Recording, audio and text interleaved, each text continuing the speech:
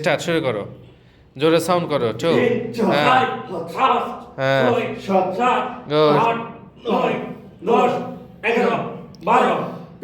Indoor অনুশীলন করছে আমাদের সোলজার একাডেমির শিক্ষার্থীরা। এটা আমাদের ইনডোর জিম সেন্টার।